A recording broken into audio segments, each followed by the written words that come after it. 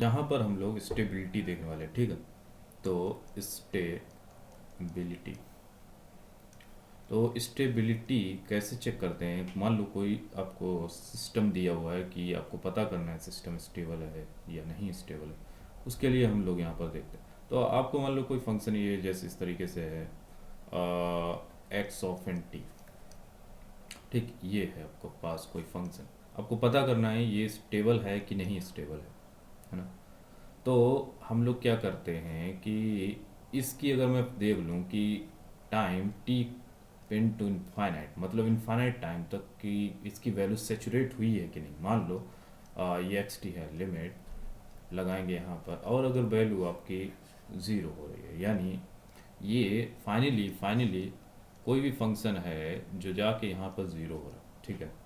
तो ये बता रहा है कि फंक्शन स्टेबल हो, क्योंकि ये बाउंडेड है ना, बाउंडेड दिख रहा है मेरे को, तो ये बाउंडेड है, ओके।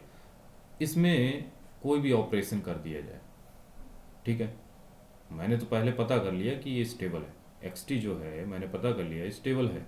अब मैं कोई शिफ्टिंग, स्केलिंग, रिवर्सल या इफेक्ट ऑफ किसी प्रकार का भी एम्पलीट्यूड स्केलिंग किसी भी प्रकार की मैं कर दूं, जैसे कि मान लो x of n minus t कर दिया, x of n three t कर दिया, थ्री एक्स टी कर दिया, माइनस एक्स टी कर दिया, ये कुछ भी फ़र्क नहीं पड़ने वाला, ठीक है। तो ये कुछ भी फ़र्क नहीं पड़ेगा, ये सभी स्टेबल ही रहेंगे, ठीक। चलो इतनी बात हो गई।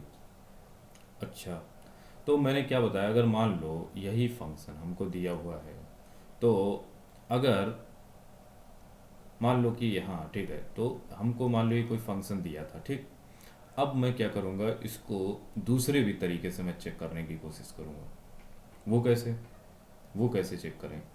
इसमें क्या करेंगे, इनपुट, ये जो इनपुट आपको दिख रहा है, मैं यहाँ पर क्या करूँगा, डिफरेंट बाउंडेड बाउंडेड इनपुट को अप्लाई करूँगा, ठीक है।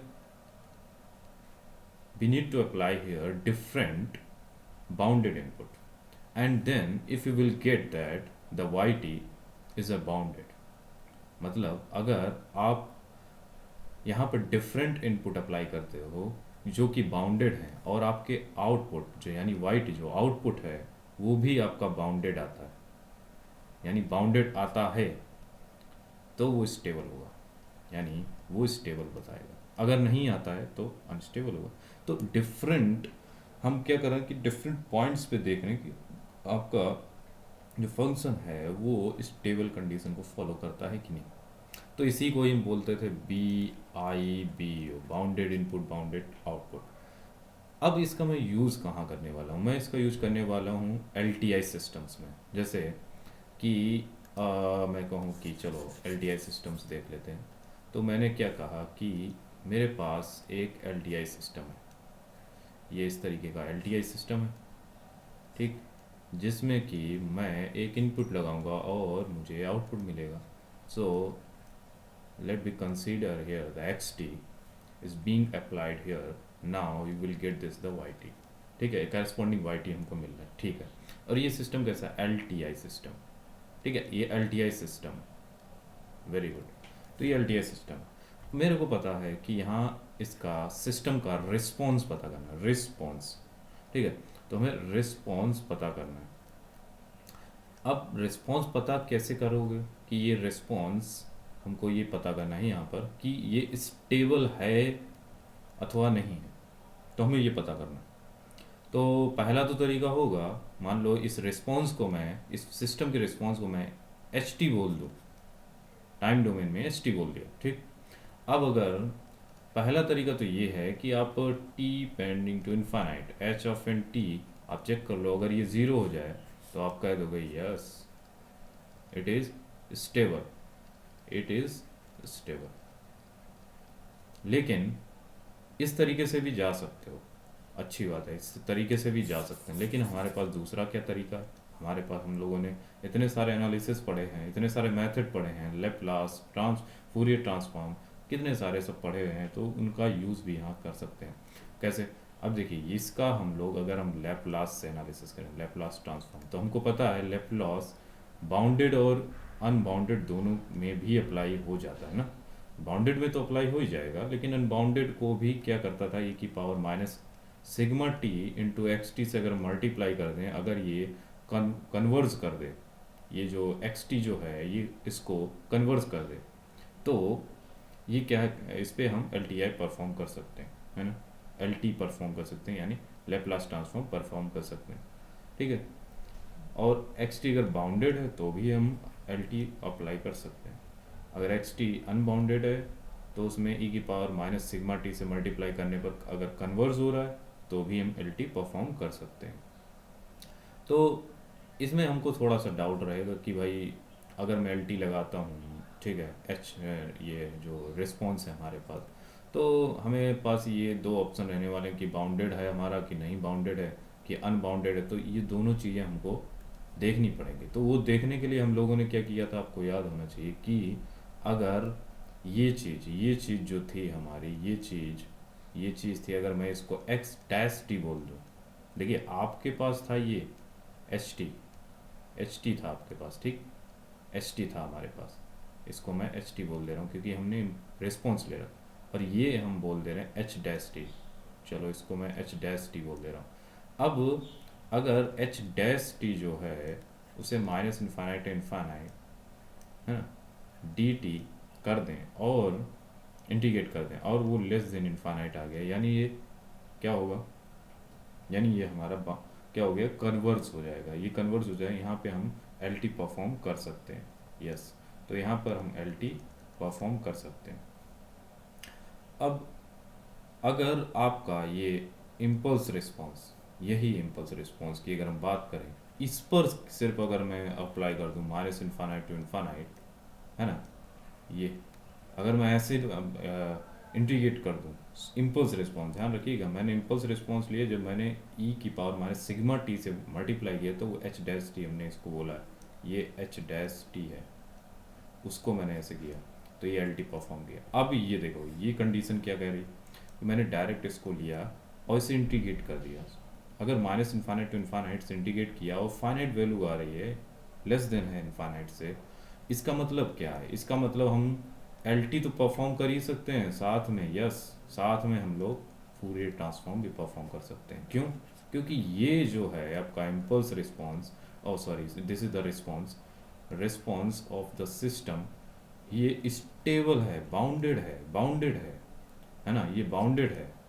क्या है, ये बाउंडेड है, और बाउंडेड है, स्टेबल है, यानी हम फूरियर ट्रांसफॉर्म लगा सकते हैं, यानी फूरियर ट्रांसफॉर्म यानी यहाँ पर जे ओमेगा एक्सेस आपकी इंक्लूड होगी, और एल टी तो आप परफॉर्म कर ही सकते हो, जब फूरियर ट्रांसफॉर्म जिस पे अप्लाई कर जाए वो एल टी परफॉर्म हम कर सकते हैं, या हम ये इस तरीके से बोल सकते हैं, देखिए ये एफ फूरियर ट्रांसफॉर्म है, इसका कुछ पार्ट है, एल टी का कुछ पार्ट है जो कि जिसमें जे ओमेगा एक्सेस जो होंगे वो इंक्लूड होंगे, उस पर वो उसका मैं एल टी तो निकाल ही सकता हूँ, उसका मैं फूरियर निकाल सकता हूँ, लेकिन जिसमें जे ओमेगा एक्सेस इंक्लूड नहीं होगा वो उस रीजन में हम सिर्फ एल टी निकाल सकते हैं, फूरियर ट्रांसफॉर्म नहीं निकाल सकते, ठीक है, ऐसा समझते हैं। तो अगर मैं ये कहूँ कि अगर आप सक्षम हैं एच टी का फूरियर ट्रांसफॉर्म लेने में, तो आप कह देंगे डायरेक्ट ये रिस्पॉन्स जो होगा क्या होगा, स्टेबल होगा, यस, क्यों, क्योंकि भाई फूरियर ट्रांसफॉर्म किसका निकालते हैं, जो स्टेबल फंक्शन है उनका हम फूरियर ट्रांसफॉर्म निकाल सकते हैं, है ना, तो हम ये बोल सकते हैं कि जे ओमेगा एक्सेस इंक्लूड होगी, तो हमारा जो इम्पल्स रिस्पॉन्स, जो हमारा रिस्पॉन्स है सिस्टम का, वो वो हमारा स्टेबल होगा, ठीक, तो ये जे ओमेगा एक्सेस, हम उसका फूरियर ट्रांसफॉर्म निकाल सकते हैं, अब फूरियर ट्रांसफॉर्म निकाल सकते हो तो उसका लाप्लास भी निकाल सकते हो, बढ़िया बात है, लाप्लास भी निकाल सकते हैं। अच्छा, अगर यही हमने टाइम में क्या किया, कंटिन्यूस कर रखा है, हमने जो इनपुट लिया और सिस्टम लिया ये कंटिन्यूस, अगर यही चीज़ हमारा डिस्क्रीट में होती, यानी x ऑफ एन एन होता और इधर y ऑफ एन एन होता, तो क्या होता भाई, तो हमारा जो रिस्पॉन्स होता सिस्टम का वो भी h ऑफ एन एन में होता, क्योंकि वो भी डिस्क्रीट में ही होता।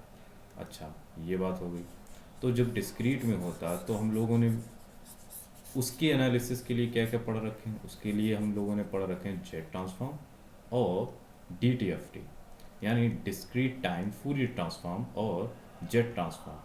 तो देखो जैसे हमने लेप्लास और फूरियर ट्रांसफॉर्म के विषय में देखा था, वैसा ही कुछ ये डी टी एफ टी और जेट ट्रांसफॉर्म भी देखेंगे कि जेट ट्रांसफॉर्म जो है वो उसका मतलब ये डी टी एफ टी जो है वो सबसेट है जेट ट्रांसफॉर्म का। तो जेट ट्रांसफॉर्म का क्या हो गया, सबसेट हो गया ये कौन, डी टी एफ टी।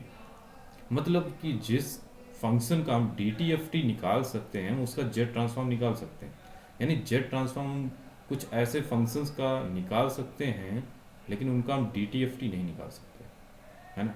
तो ये इसका क्या हो गया, ये जो क्या है ये इसका सबसेट है।